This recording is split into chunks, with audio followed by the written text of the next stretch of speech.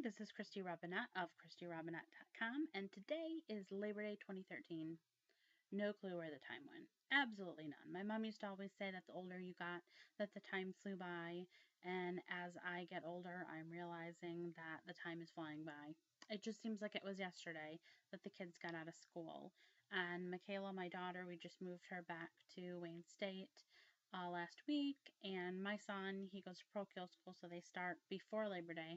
He started last week, and I have no idea. It wasn't a non-fun summer. It just doesn't feel like a summer. Even this weekend, instead of celebrating Labor Day weekend, I am laboring on Labor Day weekend. So it is what it is.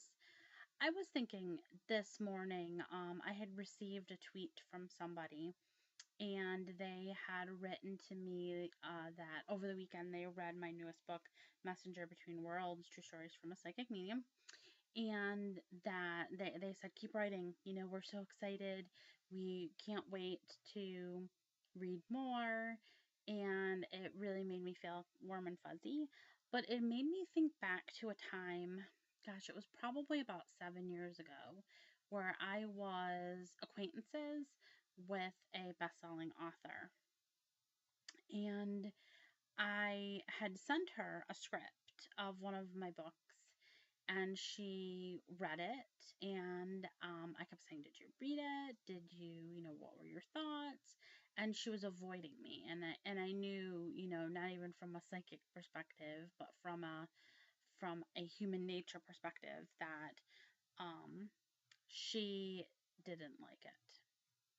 So she sent me a very non-loving email that said pretty much, give up the idea of ever writing, keep your day job, the time I was working corporate, and you suck. And pretty much, I still have that email. It pretty much said that. And I thought, I was devastated. I mean, and I didn't think that I sucked as a writer. Everybody has their own way of writing and their own technique. Just like if I go to an art museum, I'll look at a painting that might be worth millions of dollars and think, I could probably take a bunch of paint and just splash it on, and why wouldn't that be worth millions of dollars? So everyone has their own perspective of the creative arts. And I was really kind of blown away. And like I said, I was devastated. I put my writing skills aside, and I licked my wounds for a while, and asked if, she could send me to anybody that might be able, what classes I could take, what specific did I suck at. And she pretty much said everything, except for dialogue. She said I was pretty good with dialogue. So I thought about it, for a while, and I thought, okay, I'm going to take this book and I'm going to give it over to a editor to edit it. And this is Messenger Between Worlds. This is the one that is out.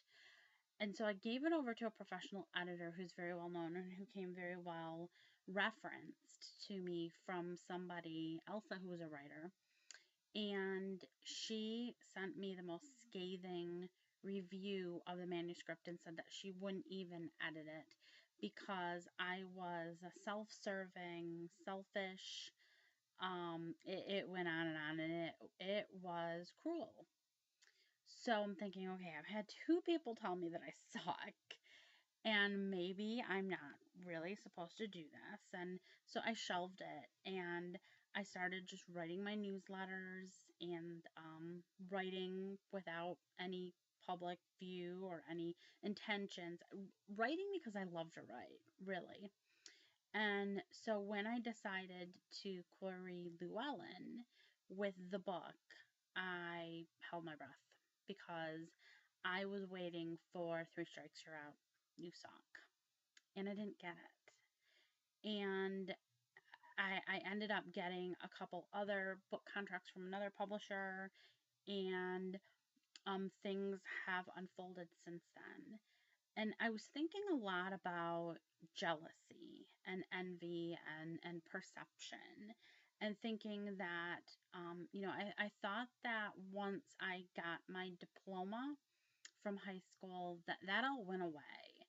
And I've come to realize that in every industry and in every profession, there is jealousy, envy, and misunderstandings too.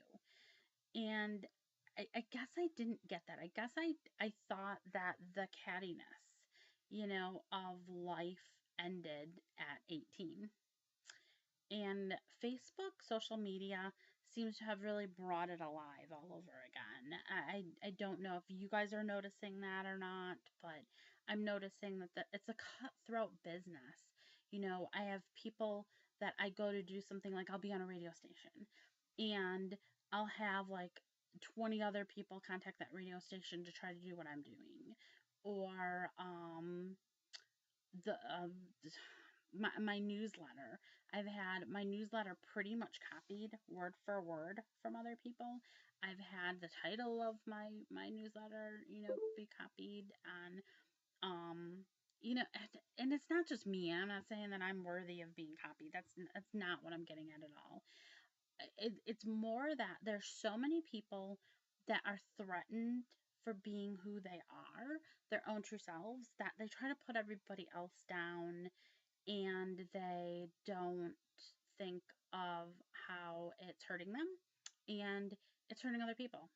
So I guess my whole thing is to just be true to who you are. And if you're feeling jealous, and I think that that is such a typical reaction for several people, but I think it's the way that you react through that jealousy tells the maturity of who you are.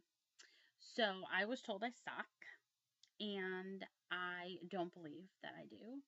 I believe that we all have a gift and that it just might not meet certain people's likes or lovabilities. I mean, look at a movie. You can have 10 people that see that same movie and 5 people love it and 5 people hate it. And it doesn't mean that it's bad or it's good. It means that that's what their personal opinion is. So, the best thing, stay true to you. I'm staying true to me. I believe in you. Happy Labor Day.